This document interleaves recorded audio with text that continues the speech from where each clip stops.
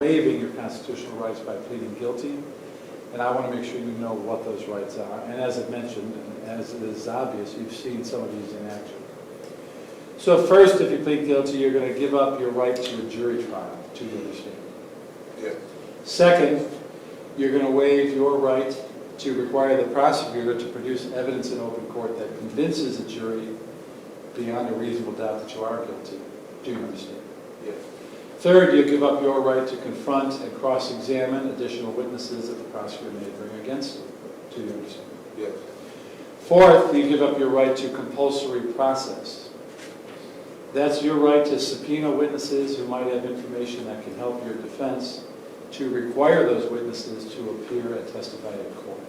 Do you understand? Yes. And fifth, if you plead guilty, you give up your right not to be compelled to be a witness against yourself. This is colloquially referred to as your Fifth Amendment right to remain silent.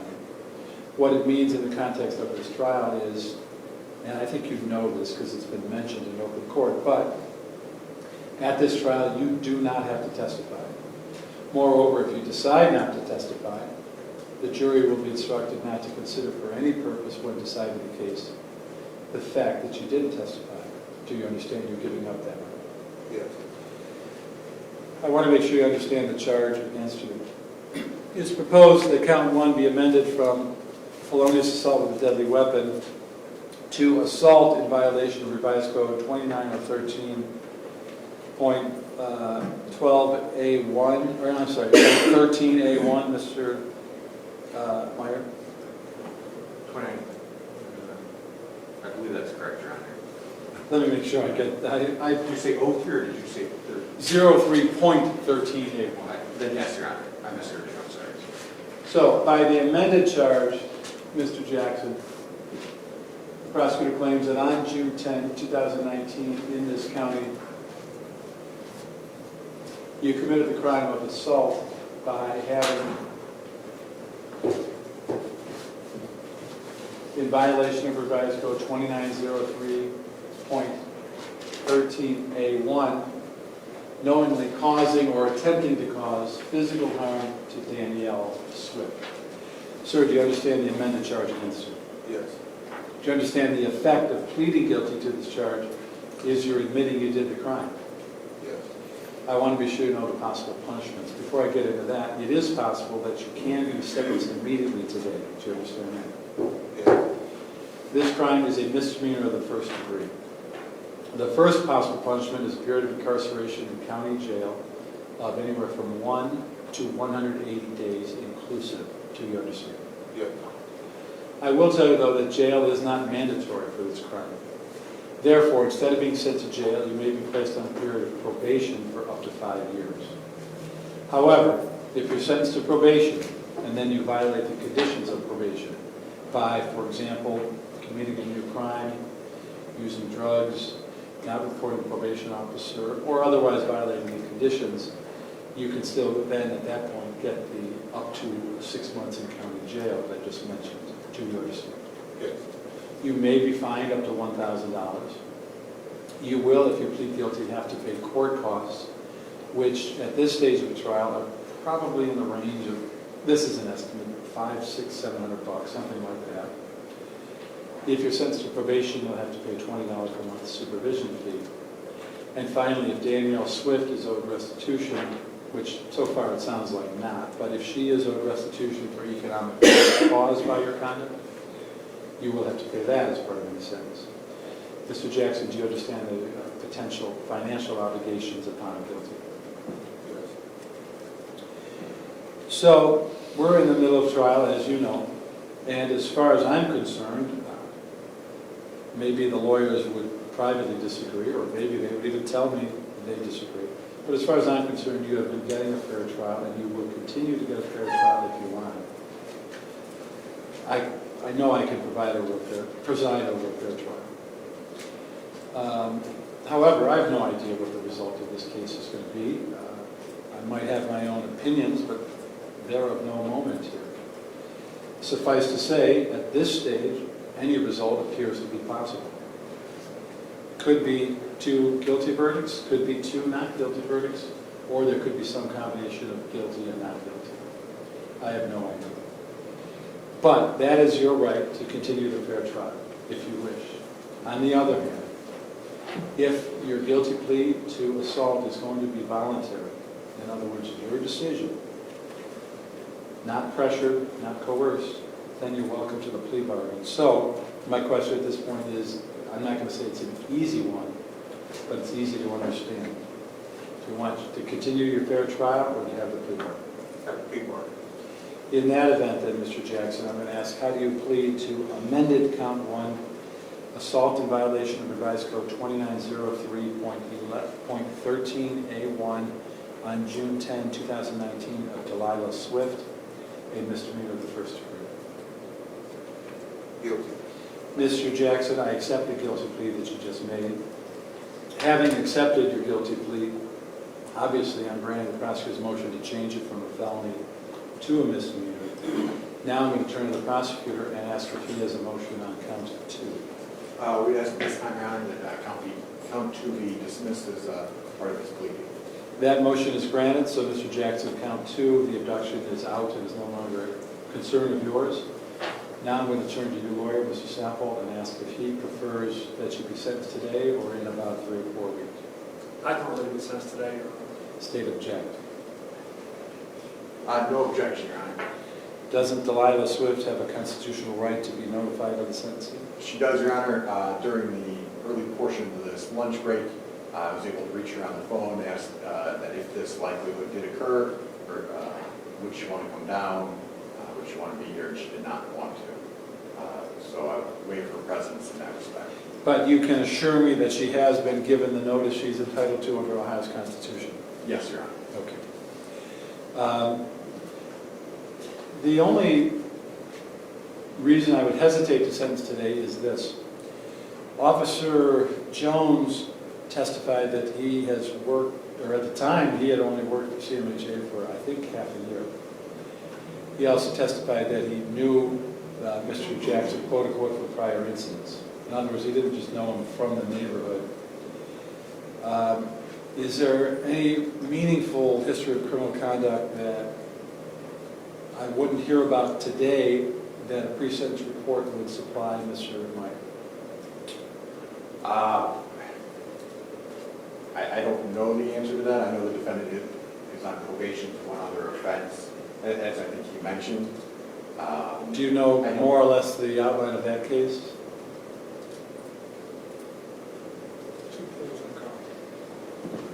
For one thing I'd be interested in knowing is if it has any similarities to this one, and the second thing I'd be interested in knowing is if, it sounds like they may not have been convictions, but what you might call interactions with cops, if any of those bore a resemblance to what happened here.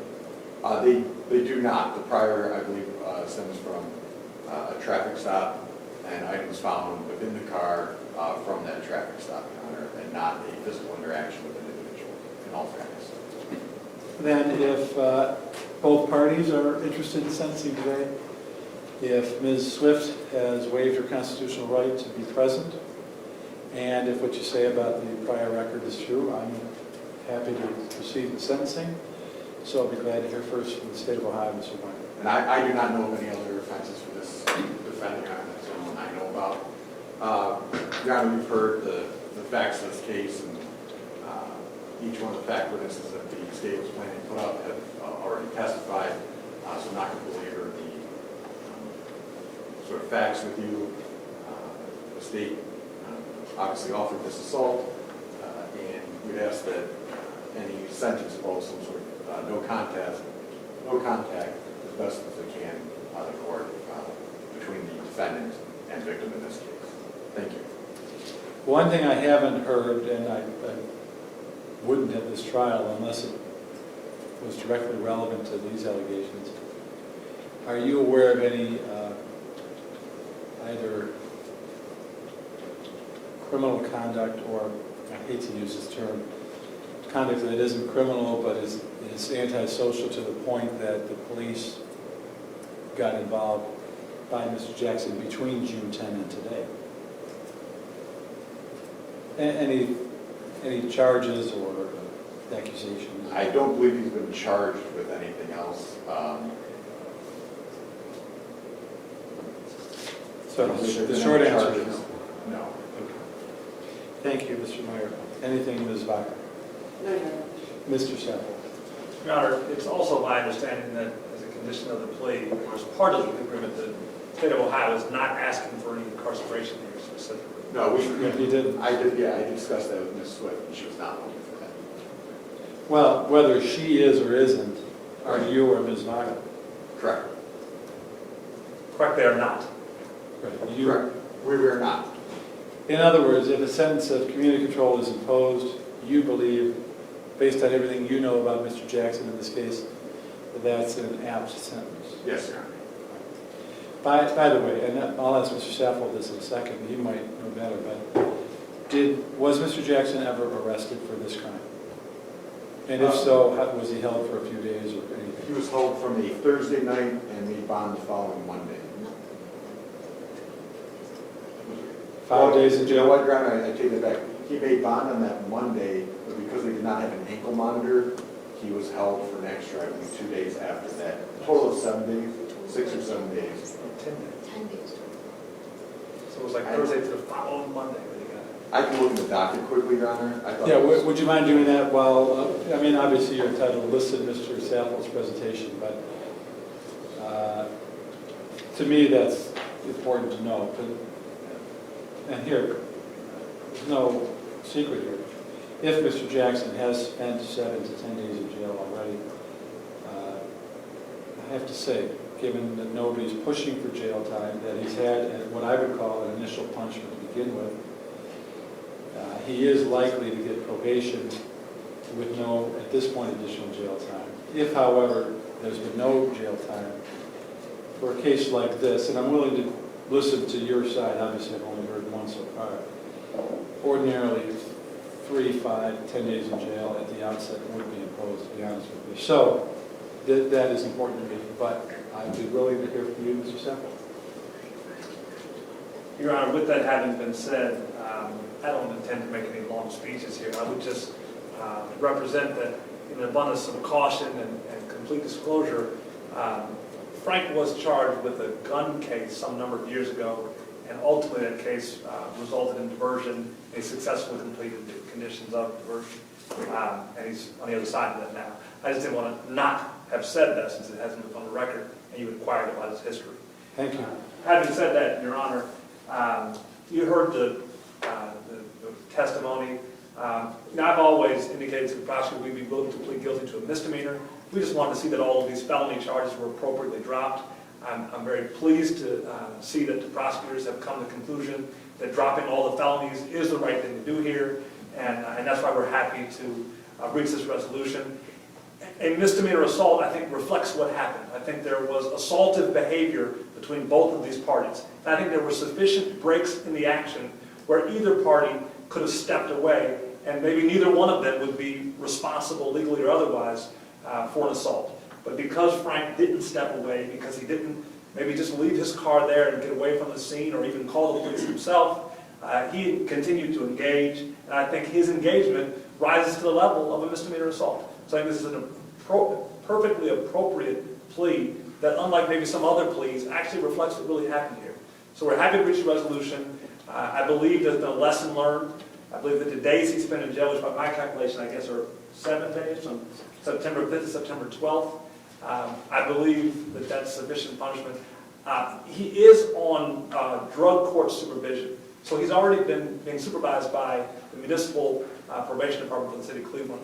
I'd ask the court to factor that into the court's analysis of going forward, what additional supervision, if any, is necessary. In other words, If I may interrupt you, when did that probation begin, or about when, if you don't know exactly?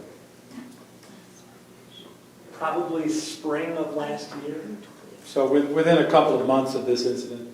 Yes. Prior to, though? Yes, yes. Pardon my interruption, please. And he's continued to be on probation since then. I don't think there's been any violations. He's been compliant. That was a case that involved a couple of pills in a car, and he's been attending to his programming that's been directed. So it may be that it's not necessary to have dual supervision. And in light of the days he spent, I'd ask the court to consider the sentence of credit time served. Anything else, Mr. Seppel? No, Your Honor. Ms. Seppel? No, thank you, Your Honor. By the way, before I offer Mr. Jackson the opportunity for an allocution, confirming you are not looking for restitution. Correct, Your Honor, there was no loss. I would also place on the record that, again, according to the docket, the defendant was arrested on 9/5, made bond on 9/9, but was not released until 9/12. So I would call that 8 days.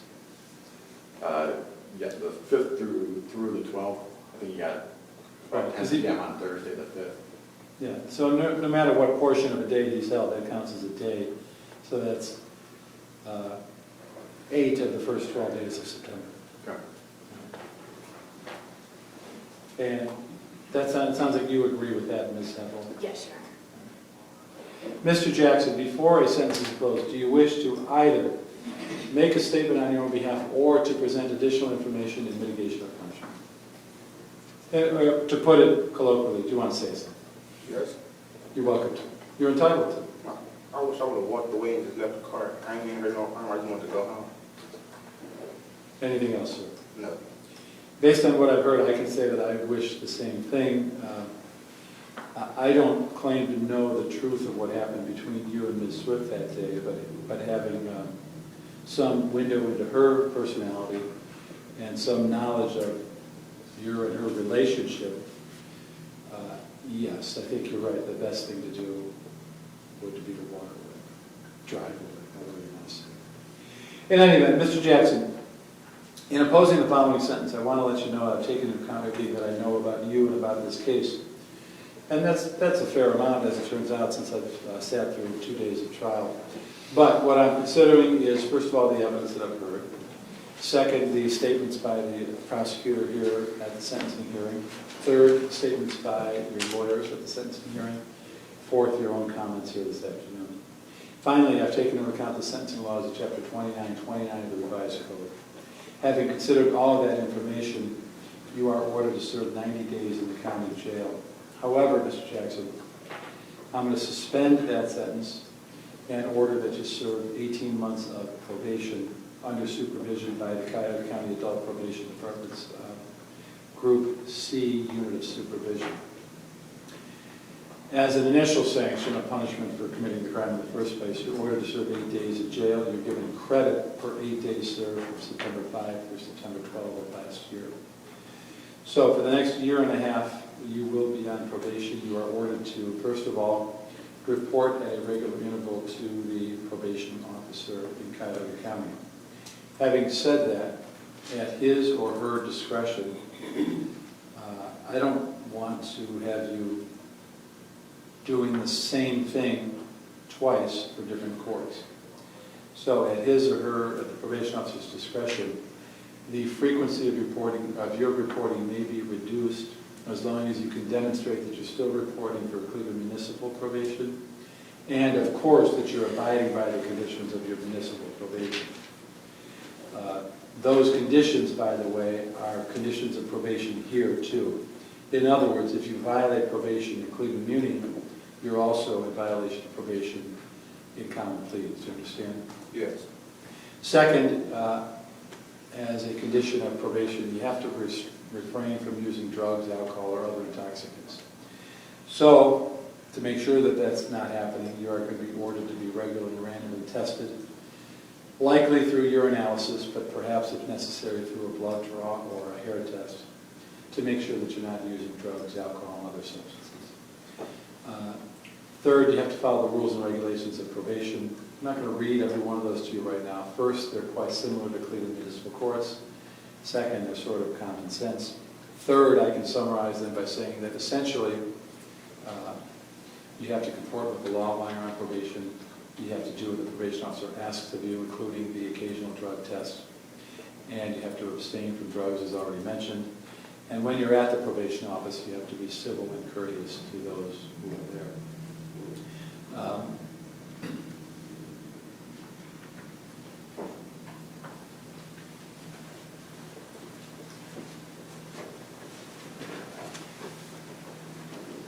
Restitution is not ordered.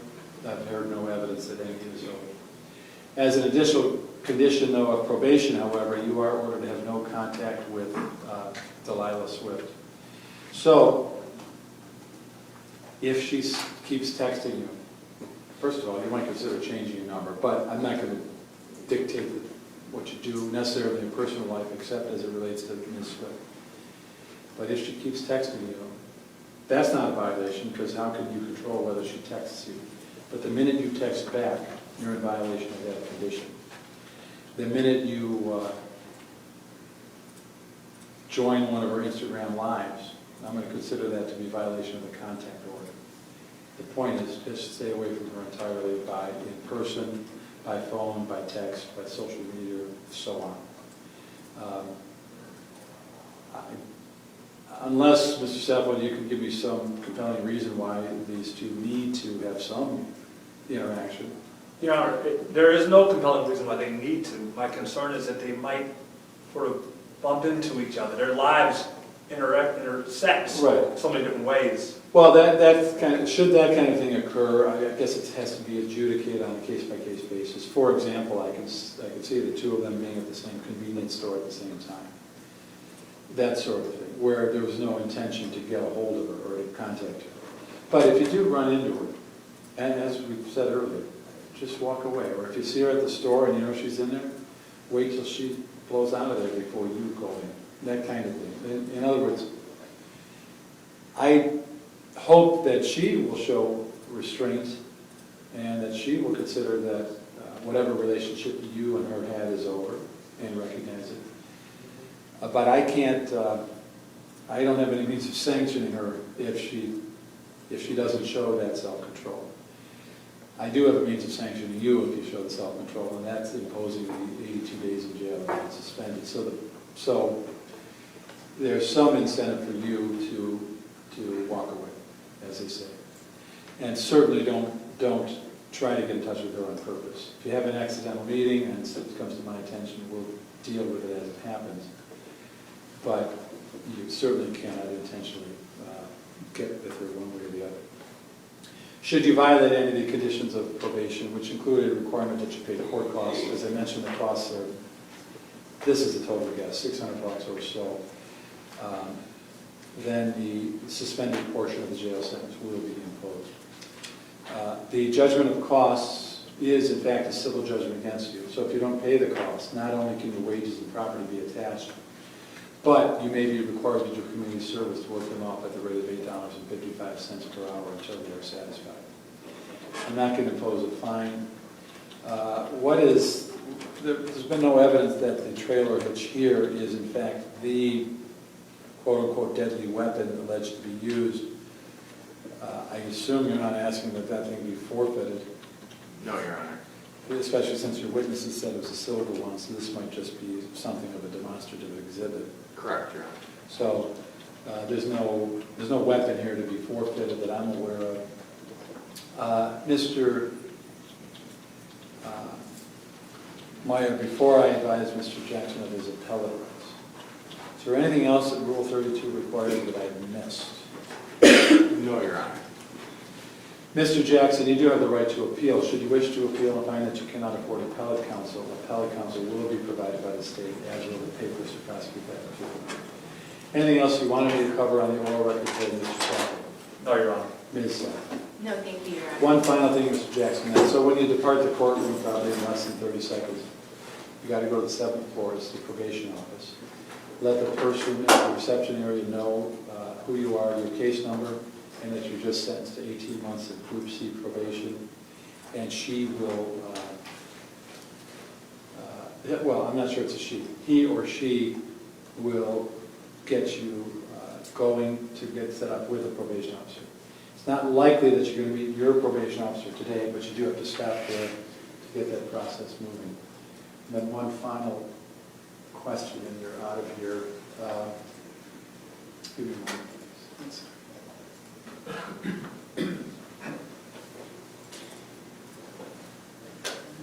May I trust Mr. Saffold that Mr. Jackson is still living at the address on the docket? Yes, Your Honor. All right. All right. Good luck to you, sir. Thank you to the lawyers. And we're off the road. Thank you, Your Honor. Appreciate it. All rise. Mary Jean, thank you so much. Welcome, Judge. those questions with my file, or? Yeah, let me see for a minute. I have no risk. Sure. I know the one juror who was, yeah, they got bigger as time went over, went on.